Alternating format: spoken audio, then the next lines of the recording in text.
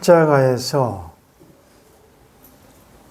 예수님께서 하셨던 7마디 말씀, 가상칠언이라고 그럽니다. 굳이 우리가 적용을 해보자면 7이라는 숫자가 하나님의 완전수라고 볼 때 6마디 하실 수도 있고 8마디 하실 수도 있는데 7마디를 마지막에 하셨다는 것은 이것은 완전한 선언이라 이렇게 또 우리가 또 해석을 해볼 수가 있죠. 근데 여러분들은 어떻습니까? 십자가를 생각하고 특별히 가상칠언을 대할 때 여러분들의 마음의 자세, 느낌은 어떠신지요? 우리가 십자가 하면 먼저 슬프다, 고통스럽다. 이제 이전에 이렇게 보았다면, 십자가가 멸망당하는 자들에게는 어리석은 것이지만, 구원을 얻는 하나님의 백성들에게는 하나님의 능력이라 라고 생각할 때는, 십자가를 볼 때 좀 우리의 자세가 좀 달라져야 할 것입니다. 그래서 이 가상칠언은 통상적으로 생각하는 임종시에 하는 마지막 유언, 아주 처절한 그런 의미보다 오히려 이것은 예수님의 사역의 결론이고 또 전 우주를 향한 하나님의 목적이 이루어짐에 대한 우주적인 선언이라고 볼 수 있기 때문에 그래서 우리가 이 가상칠언을 잠깐 살펴보면서 우리는 예수님의 마지막 모습을 통해서 무엇을 배워야 할 것이며 그렇다면 우리는 이것을 우리의 삶에 어떻게 적용해야 될 것인가를 생각하면서 한번 살펴보겠습니다. 이 7마디의 말씀의 순서는 이렇게 나와 있지는 않지만 통상적으로 우리가 다음과 같은 순서를 취합니다. 십자가에서 제일 처음 하신 일언이 무엇입니까? 첫 번째 말은 중요하지 않습니까? 지금 예수님을 십자가에 못 박은 그 주위에는 음모로 그들을 넘겨준 종교 지도자들, 구경꾼들, 또 못 박는 로마 군인들, 도망한 제자들, 어머니를 위시해서 다양한 부류도 있는데 어느 한 부류도 예수님께서 용서하실 수 없는 그런 대상들입니다. 그렇다면 그 하늘 아버지께 나의 억울함을 풀어주시기를 혹은 나를 이렇게 죄도 없는데 범죄자 취급하는 자들을 심판해달라고 얼마든지 우리 같으면 제일 첫 일성은 그렇게 나와야 되는데 오히려 용서의 선이 나타나죠. 아버지, 저 사람들, 그들을 용서해 주십시오. 왜냐하면 그들은 자기들이 무슨 일을 하는지 알지 못합니다.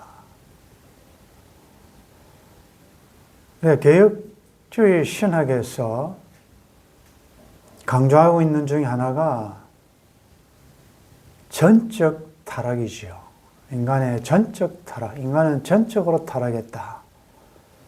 그래서 인간 자의적으로 인간 편에서 아버지께로 나아갈 수도 없고 방법도 없고 길도 없고 의지도 없고 아무것도 할 수가 없습니다. 그런 전적으로 타락한 그들을 향하여 예수님께서는 그들의 선행을 보시고 그들의 회개를 보시고 용서를 선언하는 것이 아니고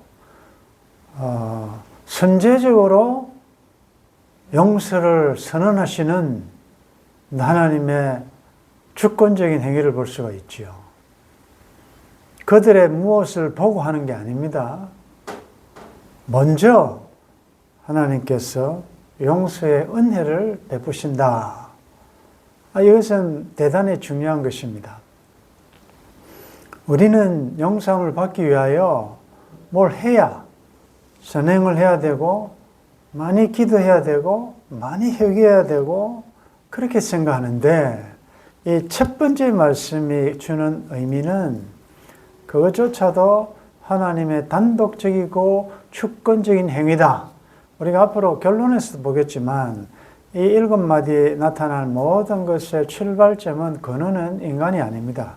전적 하나님으로부터 시작된, 그리고 하나님께서 결론 지으시는 주권적인 행위라는 것을 우리가 알 수가 있습니다. 이 용서의 선언에서 이제 우리는 그동안 고민했던 문제가 아주 쉽게 풀릴 가능성이 있습니다. 우리가 아직도 용서하지 못하고 있는 어느 대상에 대하여 그동안 우리는 너무 조건을 많이 내걸었다. 너가 이렇게 하면 내가 용서해 주겠다. 당신이 이렇게 해야 내가 용서하겠다라는 이런 얼마나 많은 조건을 붙였습니까? 그런데 십자가에서 예수님의 첫 번째 하신 말씀을 나에게 적용해 본다면 이제는 그런 조건이나 내가 원하는 어떤, 그리고 그 사람이 내게 갚아야 될 이런 것을 다 제외시키고 하나님의 주권적인 용서를 받았기 때문에 이제는 나도 그 사람의 어떠함에 상관없이 용서를 선언할 수 있어야 한다는 거죠. 이러니까 예수님께서, 주님께서 가르친 기도에 그 기도를 가르치셨구나. 우리가 우리에게 죄 지은 자를 사하여 준 것 같이 우리의 죄를 사하여 달라. 그 말은 이미 이런 말할 수 없는 용서의 사랑을 받았기 때문에 당연히 우리는 그 은혜를 받은 것을 아는 자는 용서할 수 있다는 거예요. 베드로가 몇 번까지 용서할까요? 70번씩 7번이라도 하라. 그 뭡니까? 완전 끝이 없다는 거죠. 70번씩 7번이라는 거죠. 끝이 없는 용서다. 억울하겠죠. 괘씸하겠죠. 뭔가를 좀 받고 해야 되는데 이건 그 사람 하나도 변하지 않고 날 그렇게 까칠한데 나 편해서, 그러니까 출발이 여러분들이 되면 평생 이 말씀 순종 못합니다. 출발이 하나님이셔야 돼요. 하나님이 하신 행위에 근거해서 여러분들은 이 말씀을 적용할 수가 있는 것이죠. 두 번째 선언은 구원의 선언이죠. 강도 중에 한 명이 아버지 당신의 나라에 임하실 때 나를 기억해 주십시오. 나를 기억해 주십시오라는 그 한마디 말에 예수님은 내가 진실로 내게 이르노니 오늘 내가 나와 함께 낙원에 있게 될 것이다. 그런데 이 제 두 번째 말씀도 대단히 중요한 신학적인 주제가 나타납니다. 이것이 전적 타락에서 이어서 나타난 전적 타락했는데 모두가 타락했는데 그 중에서 하나님은 구원하실 자를 아무런 조건 없이 무조건적으로 선택하셨다는 거죠. 여러분들, 이 구원받은 강도 사건은 오늘 우리들에게 굉장한 복음입니다. 그는 세례도 받지 않았고 선행도 하지 않았고 선교도 할 수 없고 전도도 할 수 없고 봉사도 할 수 없고 아무런 것을 할 수 없을 뿐만 아니라 그의 과거에는 지울 수 없는 너무나 큰, 어지간하면 로마 시민이라면 십자가형은 하지 않습니다. 나무에 달린 자마다 저주를 받았다라고 신명기에서 이야기하듯이 얼마나 흉악한 죄인이길래 십자가에 다느냐. 그러면 그가 저질렀던 죄악의 목록을 다 설명하지 않아도 우리는 충분히 짐작할 수가 있는 것입니다. 그런데 무엇을 보고 예수님은 너무 쉽게 내가 그래 오케이 네가 나를 그래도 죽어가면서 나를 구주로 인정하고 너의 잘못을 인정하고 그 신앙 고백은 대단한 것입니다. 그런 상황에서 그러니까 앞으로 잘하는 걸 보아서 내가 어떻게 하는지를 봐서 용서하겠다가 아니고 오늘입니다. 오늘. 이게 주는 의미가 무엇입니까? 이 구원의 선언은 이것도 그 강도의 어떠함에 달려있지 않죠. 전적 하나님의 주권적인 역사에 달려있다고 생각한다면 우리는 자꾸 이 신앙의 마일리지를 많이 쌓아야 구원을 얻는다고 생각하잖아요. 내가 이것도 해야 되고 저것도 하고 많이 열심히 하면 겨우 구원을 좀 딸까? 내가 과거에 해놓았던 마일리지를 자꾸 쌓아가지고 그걸 가지고 어떻게 써먹을까? 이런 생각을 많이 한다고요. 공로 사상이 너무 많기 때문에. 그리고 공짜라는 것은 뭔가 현대인에 맞지 않는 개념이에요. 근데 오늘입니다. 오늘. 그렇다 사람들 중에 누가 강도를 부러워할 것이며 강도는 참 좋겠다. 자기 하고 싶은 거 다 해보고 막판에 말 한마디 딱 하고 나를 기억하소서 말 한마디 하고 천국 가니까 얼마나 좋겠냐. 구원받는 사람으로서 그렇게 생각할 사람은 아무도 없을 거예요. 그러면 이 강도를 향한 구원의 선언이 오늘 나에게 적용할 때 우리는 과거에 나의 참 치우고 싶은 아픔으로 인하여 얼마나 많이 눌리고 사탄의 정죄를 많이 받습니까? 이제 이런 말씀 앞에 우리는 순종하면서 감사하면서 나아갈 수밖에 없고 이것을 이제 나에게 적용했다면 다른 사람에게 적용해야 되죠. 내가 볼 때 저 사람은 안 된다라고 포기를 선언할 사람은 아무도 없다는 거죠. 그 사람도 아직은 오늘이라는 시간 안에는 구원의 가능성이 있다는 거죠. 그래서 우리가 끝까지 포기하지 않고 복음을 제시하는 것입니다.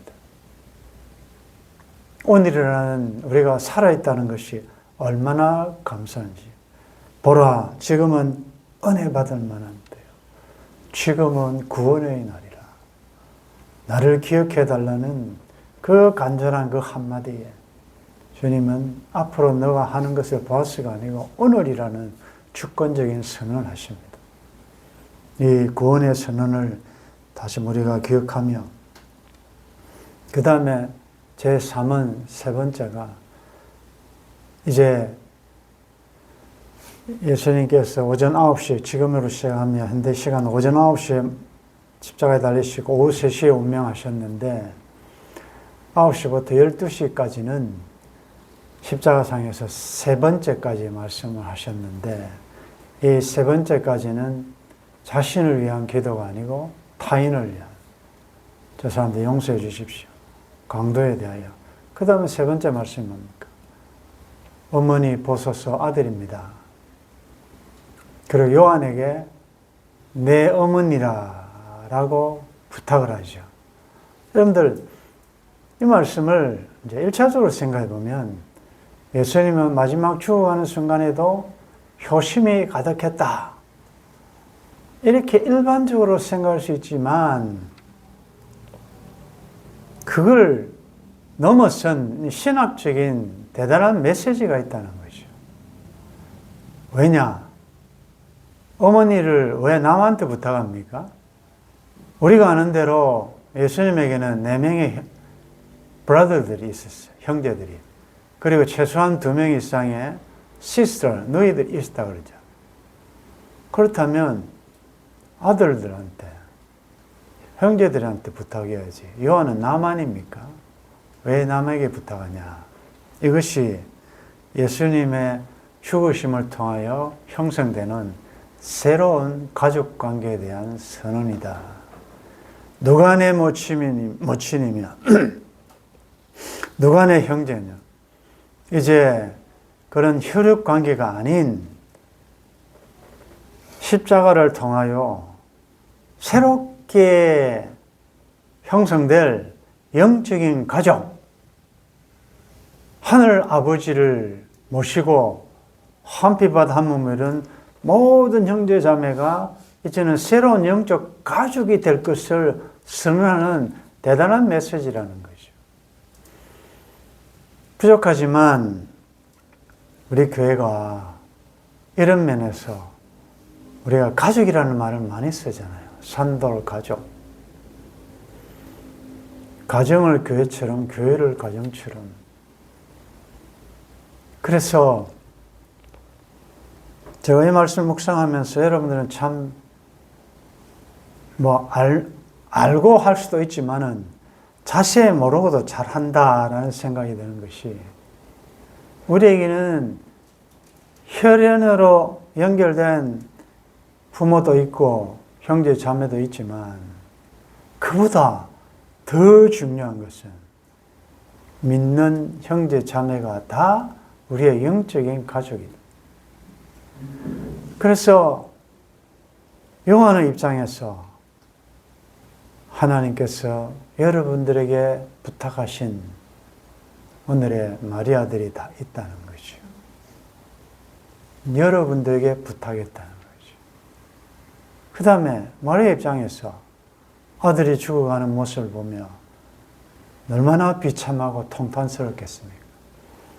여러분들 중에 남편을, 아내를, 누나를, 형님을, 동생을 떠나보낸 상실의 아픔으로 또 지금도 병으로 고통당하면서 여러 사람이 있을 때는 웃고 있지만 홀로 있을 때 눈물을 흘리는 이런 외로움이 있는 분들, 너무 외로워하지 마실 것은 여러분들에게는 하나님께서 여러분들을 보살피려고 붙여주신 요한들이 얼마나 다 있습니까? 그래서 여러분들은 혼자가 아니에요. 여러분, 신앙생활은 절대로 혼자 할 수 없어요. 홀로 있는 것은 하나님 보시기에 좋지 않으셨어요. 그것은 꼭 결혼관계라기보다 하나님 자신이 공동체예요. 위격으로는, 사역으로는 사무이지만 본체는 하나예요. 그러니까 하나님 자체가 공동체시기 때문에 교회 공동체는 독단으로 따로 나는 혼자 신앙생활 하고 싶고 여러 사람 있는데 가기 싫고 어울리기 싫고 혼자 할 수가 없어요. 왜냐하면 교회라는 것이 공동체고 생명 공동체고 유기적인 공동체이기 때문에 그 하나님으로 떨어져 나가는, 빛체가 자기 혼자 떨어져 나가는 그것은 피조물의 입장이 아니고, 원죄성이 뭔가 하면 연결되지 않고 난 독단으로 자유를 선언하는 거, 독립을 선언하는 거, 그게 죽음이에요. 그래서 우리가 구역을 하든지 선교를 하든지 이렇게 왜 함께 우리가 식사할 때도 조별로 나누고 우리가 다 같이 이렇게 이 가족 훈련을 하기에 지금 아주 우리가 좋은 그런 상황 아닙니까? 다시 한번 여러분들의 마리아는 맡기신 영혼들이 누군지 여러분들이 지금 중보를 하고 여러 면으로 최선을 다해 돕고 있잖아요. 그 여러분들 혼자라고 생각하지 마십시오. 그런데 비록 가족이 없고 나 혼자 산다 할지라도 하나님 엮어주신 우리 형제 자매들이 얼마나 많습니까? 지금도 또 구름같이 둘러싼 허다한 증인들이 얼마나 많습니까? 그러니까 외롭게 생각하면 안 돼요. 그것이 예수님께서 어머니를 요한하기에 부탁하신 그 깊은 의미가 거기에 있는 것입니다. 그 다음에 네 번째 말씀이 참 7마디 말씀 가운데 가장 어둡고 처참한 아람어로는 엘리 엘리 라마 사박다니, 나의 하나님 어찌하여 나를 버리십니까? 하는 말이죠. 여러분들, 제1원에서 아버지라는 호칭을 썼었잖아요. 아버지여, 저 사람들 용서해달라.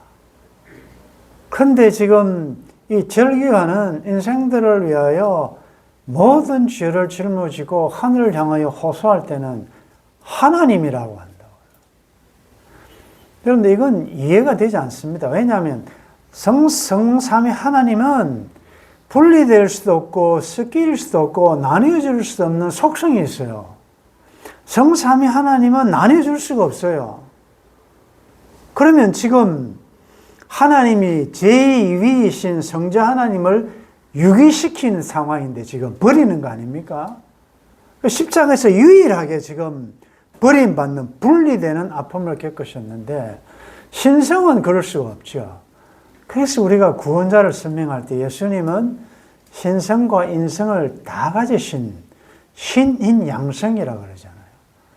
신성은 신성을 가졌대. 이것은 분리될 수도 없고 날 섞일 수도 없는, 그러니까 예수님이 어떻게 인간이 될 수 있느냐는 것도 이단이고, 인간이 어떻게 신일 수가 있느냐고 하는 것도 이단이고, 이게 우리로서는 설명할 수가 없어요. 믿을 뿐이지. 그래서 여기서 성부 하나님으로부터 유기당하는, 분리되는 이 예수님은 위격을 가지신, 인성을 가지신 그 인성이 버림받는. 히브리서에 보면 예수님은 우리와 동일하게 고난을 다 당하셨다. 우리를 위하여 인간이 되셨고 그 인간이 하나님으로부터 철저하게 분리되는, 버림받는, 거기에 대한 안타까움을 나의 하나님, 그 공의의 하나님 앞에, 거룩하신 하나님 앞에 죄와 함께 할 수 없고 죄를 멀리하실 수밖에 없는, 벌하실 수밖에 없는 본질상 거룩하신 하나님으로부터 분리되는 그런 처절한 고통을 당하셨죠. 오늘 이 말씀을 적용할 때 여러분들 때로는 여러분들의 기도에 응답이 없는 것 같고 하나님이 안 계신 것 같고 그럴 때가 있죠. 그건 믿음이 없는 게 아니고 예수님도 그 정도로 낮은 단계까지 가셨어요. 그렇다고 해서 하나님이 일을 안 하시는 건 아니니까. 때때로 하나님 아버지 그동안 나에게 얼마나 기도 응답도 잘해주시고 참 좋은 것을 해주셨는데 지금은 왜 이렇게 멀리 계시고 안 도와주십니까? 라는 그런 외침을 외치십시오. 그럴 수도 있어요. 예수님도 그런 경험을 하셨기 때문에.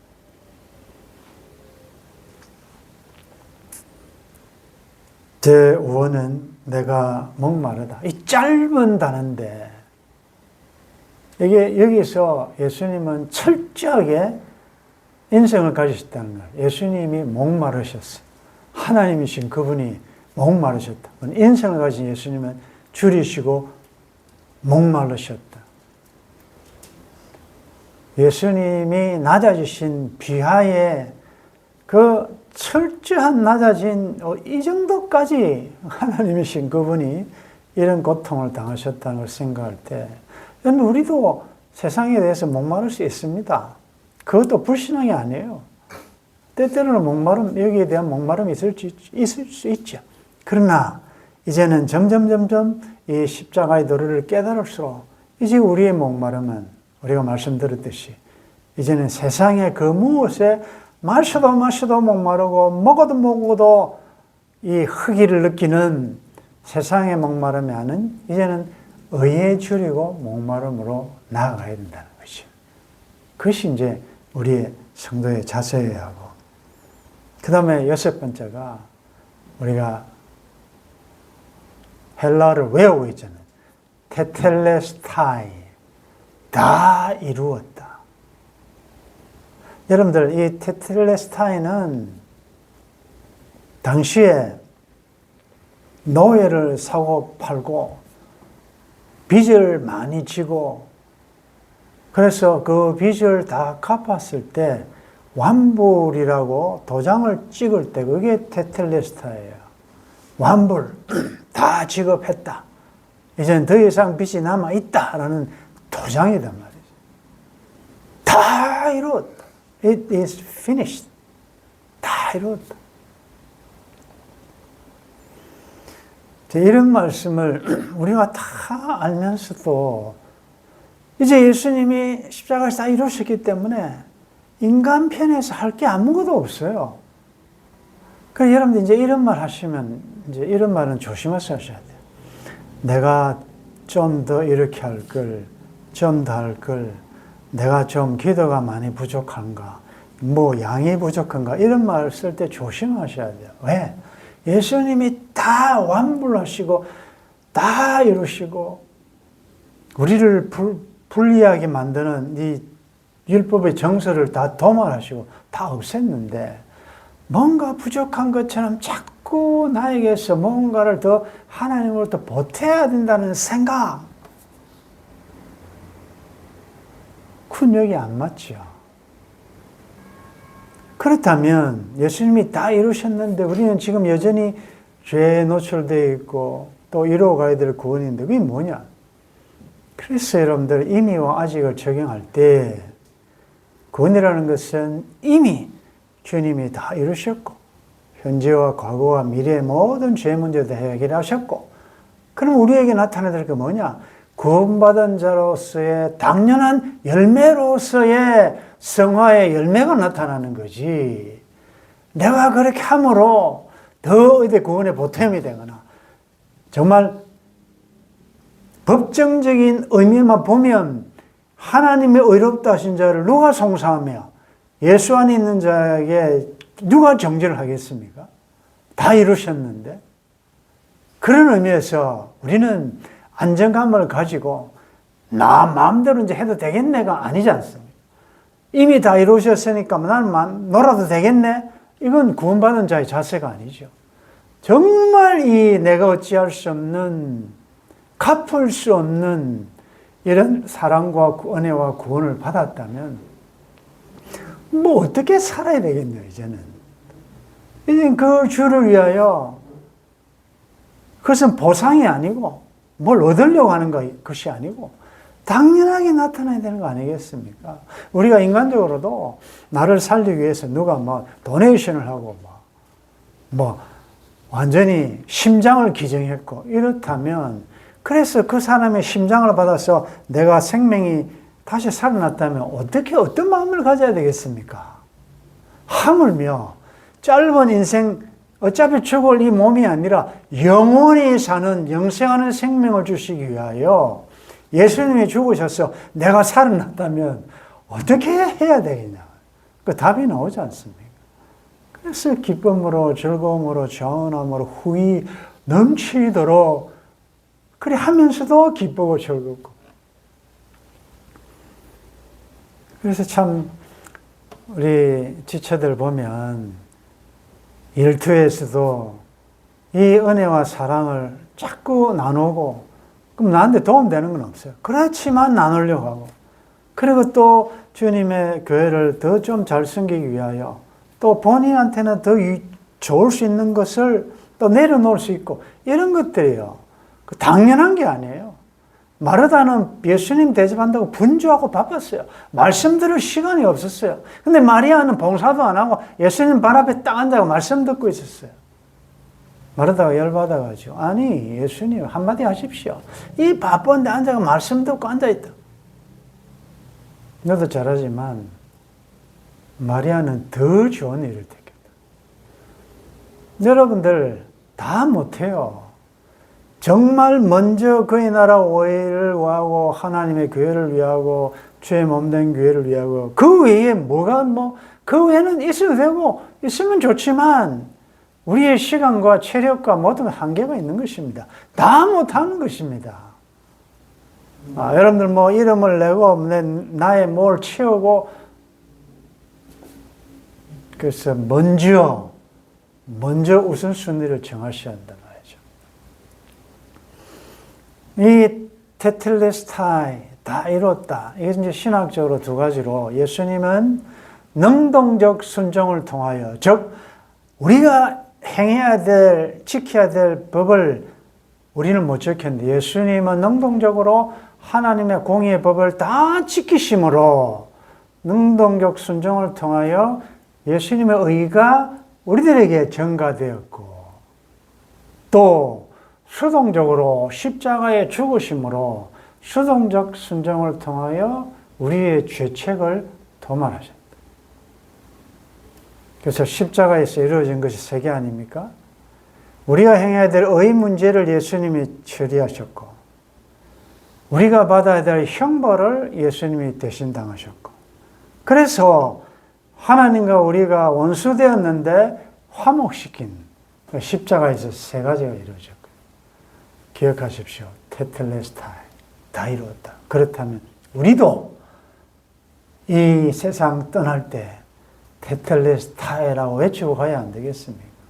하나님이 나에게 주신 사명, 주님에게 부탁하신 일, 최선을 다하여 바울처럼 나는 선한 싸움 싸우고 달려갔기를 마치고 믿음을 지켰다.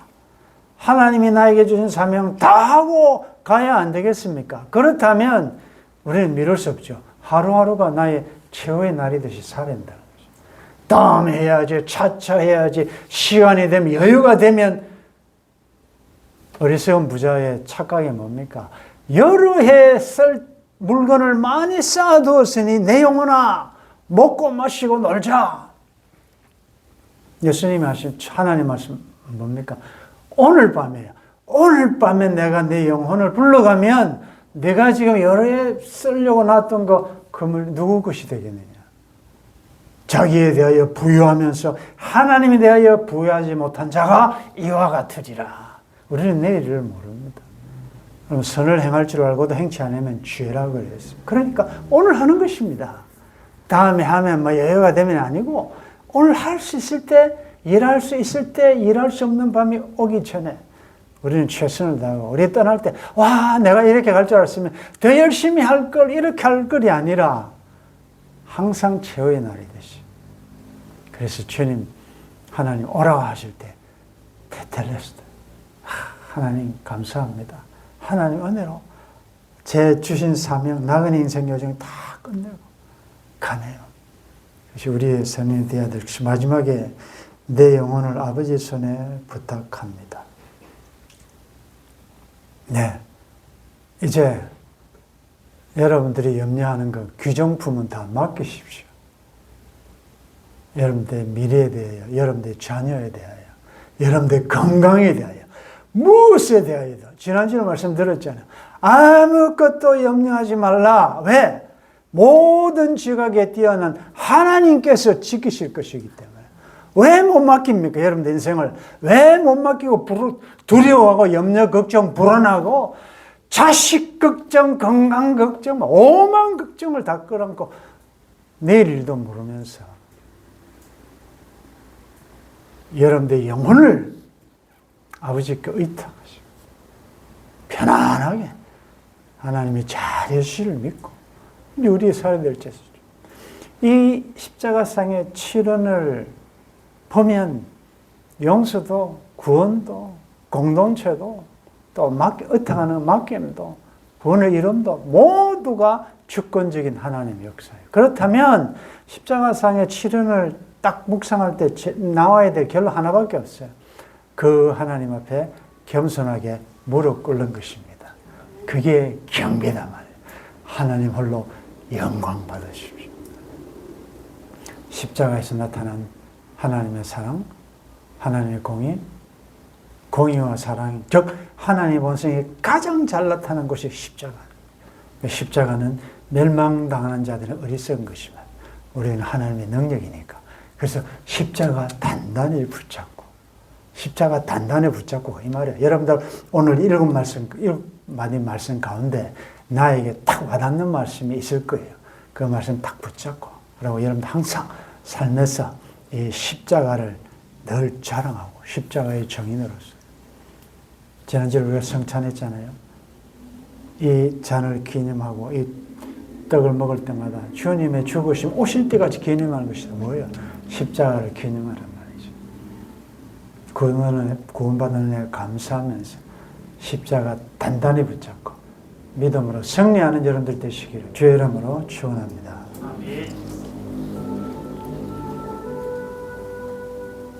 마음속에 가상칠언을 새기고 삶에서 하나씩 실천해 나가게 도와주시며 우리도 이 선을 하면서 살게 도와주옵소서. 다 이루셨다는 말씀에 감사합니다. 감사함으로 이제는 두려움과 염려, 걱정, 불안 다 내려놓고 나의 여정을 하나님께 맡길 수 있도록 도와주옵소서. 광야 여정 십자가로 승리하는 주의 백성들 되게 도와주옵소서. 주 예수님의 이름으로 기도드리옵나이다. 아멘.